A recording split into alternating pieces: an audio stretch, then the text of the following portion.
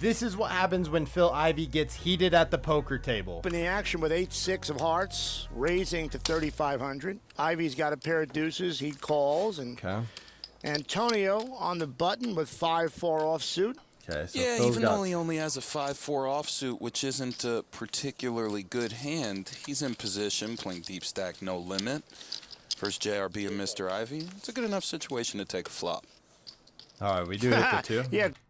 Looks like a pretty good flop there, huh? A couple hearts. Good Could enough be interesting. indeed. Ace, 3, deuce. Well, So this the is going draws to be out there interesting. as well. Blonde with a flush draw, Ivey with bottom set, and Antonio with the stone cold nuts. Ivey called after Balan bet 8,000. Notice at this point, if the board pairs or if a heart comes, Antonio is drawing dead. No, yeah, a couple. This is. Antonio's not going to slow play this. He raises to 28,000. JRB has a flush. These hands look absolutely just. This is a draw very here. I actually stacked like flop, folding, man. because if he's up against it, let's say Phil has something like King 10 of hearts and Antonio has a made hand, it's such a bad spot. And if you hit a flush with the only flush draw, hard to win a big pot for these guys. So I don't really like calling that 20 to just sort of try to hit a heart. Phil, however, isn't going anywhere.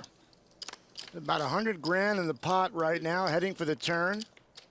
Jack of spades, a brick for Balan and I Ivey. think Phil needs to. For Ivey, it's actually, he sort of wants to see bricks if the board doesn't pair, because he probably figures in a multi-way pot he's up against at least one flush draw. For Antonio, that's a dream turn card. Antonio decides the price is $68,000. This is so. Yeah, this Robert sucks. putting his chips precariously sort of in front of his cards, which you got to be careful with that. That almost signifies it just looks close Little that he put dangerous. it right. Yeah. It almost looks like he put the chips in the pot. Yeah.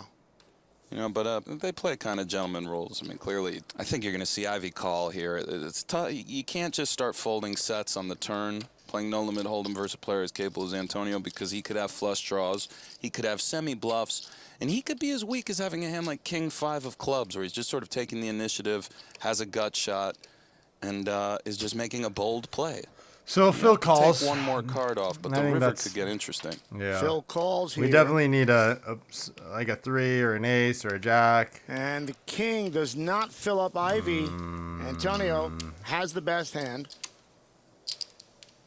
Let's see how he feels. That he does, and he's certainly going to bet. The question is how much. And for Phil, this is going to be an awfully tough decision, because now Antonio might not even bet with aces and threes, which is a hand that Phil's hoping Antonio might have on the turn, because Phil could have ace-jack or now ace-king, and it's hard to get value with ace-3 on this run-out. Yeah. So Wow. Phil's hand is almost a bluff catcher.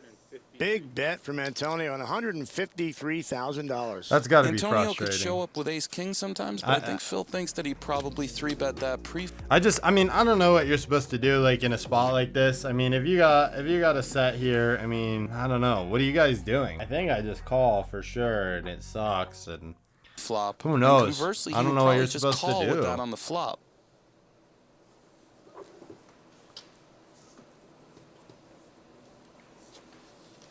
And a visibly disgusted Phil Ivey.